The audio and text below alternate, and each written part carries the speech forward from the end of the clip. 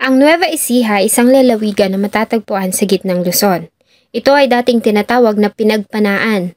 Sa panahon ng pananakop ng mga Kastila, ang lugar ay tinawag na Ecija mula sa pangalan ng syudad na Ecija sa Spain. Ang lugar ay kilala dahil sa malalawak nitong taniman ng palay, kaya naman ay binansagan ito na Rice Bowl of the Philippines. Tanyag din ang lugar sa kanilang sariwa at masustansyang gatas ng kalabaw at baka, kaya naman ay dito nito nakuha ang bansag na Milk Capital of the Philippines. Ang kwento po natin ngayon ay nangyari sa isa sa mga lungsod ng Nueva Ecija, ang Cabanatuan City. Ito ay ang naging kamatayan ng isang pare na si Father Richmond Nilo noong 2018.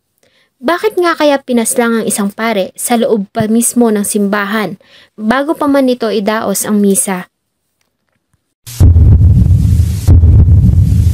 Bago ko po simulan ang ating story, sa mga bago po sa channel ko, please hit the subscribe button at pakipindot na rin po ang ating notification bell para ma-notify kayo sa mga bago nating upload na videos.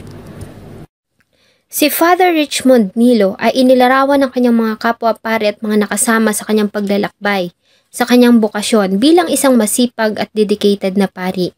Before, my dream was to become an engineer. But when I became an altar server, there was a shift from being an engineer to becoming a priest.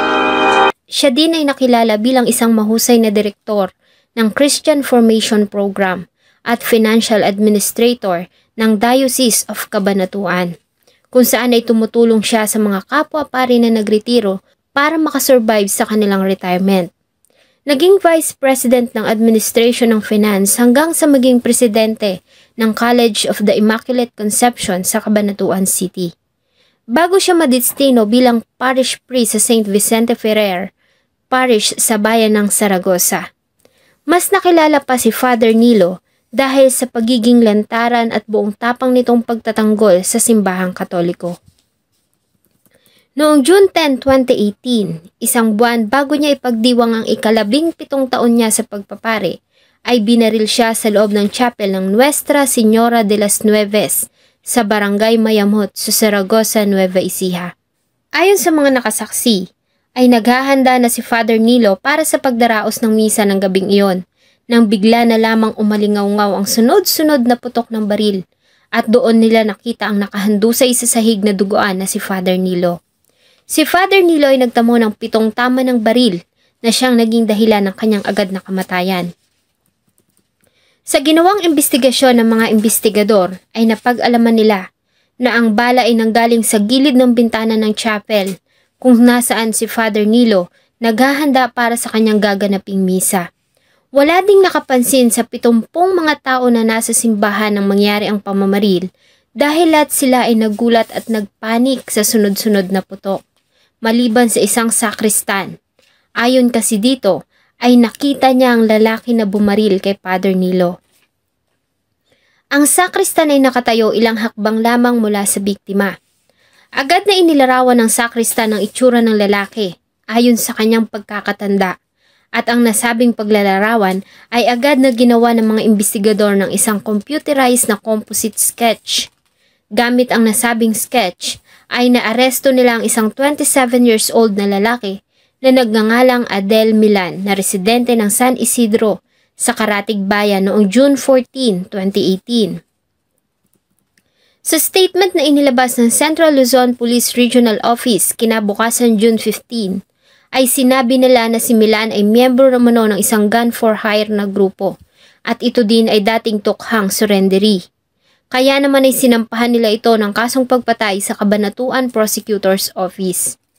Subalit sa ginawang imbestigasyon ay nagawang makapagpresenta ng pamilya ni Milan ng mga ebidensya na hindi ito ang pumatay sa biktima at wala ito sa Zaragoza nang mangyari ang krimen. Agad namang ipinagutos ni Judge Angelo C. Perez ng Regional Trial Court Branch 27 ng Cabanatuan City ang pagpapalaya kay Milan. Pumirma ito ng isang kasunduan kung saan ay nakalagay na hindi ito maghahabla laban sa mga pulis sa naging pagkakamali ng mga ito sa ginawang pag-aresto sa kanya. Kapalit nito ay winidraw ng PNP ang mga kasong isinampa laban kay Milan. Para naman ipaliwanag ang nasabing pagkakamali sa isang press briefing ayon kay Albayalde, ay dapat umanong purihin pa ang mga pulis dahil sa kanilang ginawang mga hakbang sa kabila umano kasi ng pagkakaaresto kay Milan ay hindi pa din tumigil ang mga ito sa kanilang ginagawang investigasyon sa kaso. It's not us who gave the mistaken identity. It's the altar boy. Kasi hindi kami ang may kasalanan dito. Yung kasi wala kaming control over the altar boy. Pinag-aralan kasi nilang muli ang lahat ng mga footages ng CCTV na matatagpuan sa paligid ng crime scene hanggang sa mapansin nila ang isang Nissan Sentra na kapansin-pansin ang ginawang pagsunod sa sasakyan ni Father Nilo bago mangyari ang pamamaril. Ang nasabing sasakyan din ay nakuhaan ng isa pang CCTV sa kabilang bayan na kasama ang motorsiklo na ginamit ng mga sospek sa pagtakas matapos gawin ang pamamaslang. Agad na hinanap ng CIDG ang may-ari ng nasabing sasakyan at motorsiklo. Napag-alaman nila na ang sasakyan ay naging pag-aari ng 5 katao at ang pinaka-latest ay isang Omar Malari alias Bulik. 437. Pag-aari ito ni Sheila Delvin. Ibinenta noong April. In so short na time, ito yung mga pinaglipatan ng sasakyan. After that, huling nakita ay si Rogelio Niala kay Omar Malari. Tignan nila sa kanilang record ay napag-alaman na ang nasabing lalaki ay may standing na arrest warrant sa kasong pagnanakaw at pagpatay. Samantalang ang may-ari naman ng motorsiklo ay isang lalaki na nagngangalang Michael Ocampo. Ang dalawa ay agad na naging subject ng isang maliwakang manhunt operation ng PNP. Gamit ang aktibong warrant of arrest sa kasong pagnanakaw at pagpatay, ay nagawa nilang maaresto si Malari sa Arayat, Pampanga noong June 22, 2018. Kasama ang ina at isang tagapagtanggol ay nagbigay si Malari ng kanyang extrajudicial confession. Ang nasabing confession ay nirecord sa isang video na siyang prinisinta sa ginawang press conference sa headquarters ng PNP sa Camp Crames sa Quezon City. Ayon kay Malari, ay siya umano mismo ang bumaril kay Father Richmond Nilo noong June 10, 2022. Maliban dito, ay pinangalanan niya din ng ilan pang mga tao na may kinalaman umano sa pagpaplano sa pagpatay kay Father Nilo. Ang nasabing plano ay nag-ugat umano sa isang kasong panggagahasa na ni-revive ni Father Nilo laban sa isang seminarista. Ito umano ay nangyari noong March 2017, kung saan ay nireklamo ni Father Nilo ang seminarista na si Christopher Torres dahil umano sa ginawa nitong kahalayan sa 3 minor de edad na sakristan.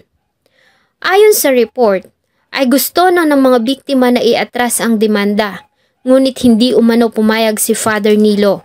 Kaya naman ay nakulong si Christopher Torres at pansamantala lamang nakalaya dahil sa piyansa, na siyang ikinagalit umano ng tiyuhin nito na si Manuel Torres. Hindi na kasi maaari pang pumasok muli ang kanyang pamangkin sa seminaryo at ipagpatuloy ang pagpapari. Sa galit ay kinausap nito ang kumpadre na si Ronaldo de la Rosa Garcia at Marius Torres Alvis at inutusan ng mga ito na maghanap ng isang hired na assassin. Dito na inalok ni Garcia si Malari ng halagang 100,000 para sa kamatayan ni Father Nilo noon umanong kalagitnaan ng buwan ng Abril at Mayo. Ayon pa sa kanila, ay bumuo si Malari ng grupo para sundan at pag-aralan ang lahat ng lugar na pinupuntahan ni Father Nilo, maging sa mga aktibidad nito sa araw-araw. Ang trabaho ay naka-assign kila Roles Sigia, Bernie Limpio at isang Alan Manyakop.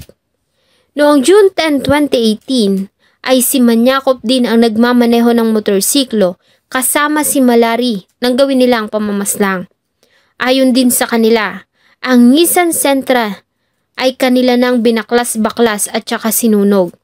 4 na araw matapos ang pagpatay ay nakatanggap sila ng 40,000 na kabayaran at ilang araw pa ay muli silang nakatanggap ng 40,000.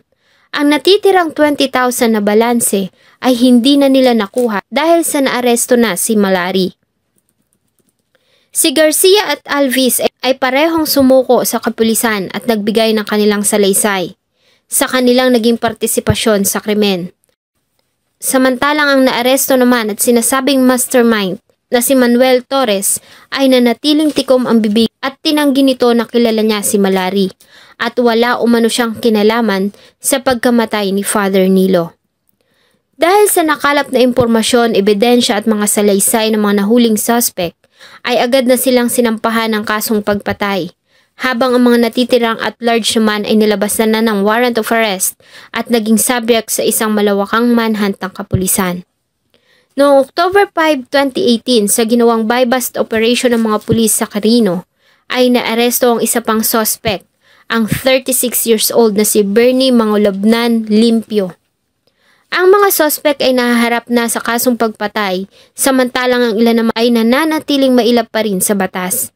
Si Father Richmond Nilo ay inihatid ng libo-libong katao sa kanyang huling himlayan sa Cathedral Crypt ng St. Nicholas of Tolentine sa Lakewood, Cabanatuan City.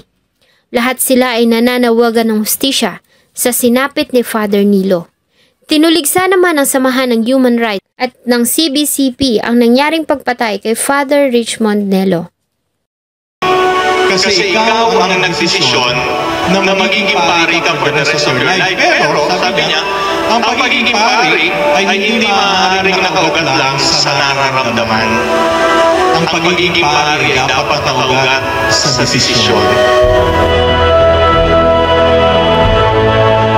Shoutout po kay Ma'am Josie Wong na nanonood sa London, United Kingdom. Kay Nemar Donggeto dyan po sa Hong Kong. Ryan Bravo. Jose Gerson Labiste. Boyet Benavides. Merlina Tomakin dyan po sa UAE. At sa inyo pong lahat na patuloy na sumusubaybay sa atin pong mga video. Marami pong salamat. Huwag niyo pong kalimutang mag-iwan ng inyong saloobin at suggestion sa atin pong comment section. Thank you so much po and see you in my next video.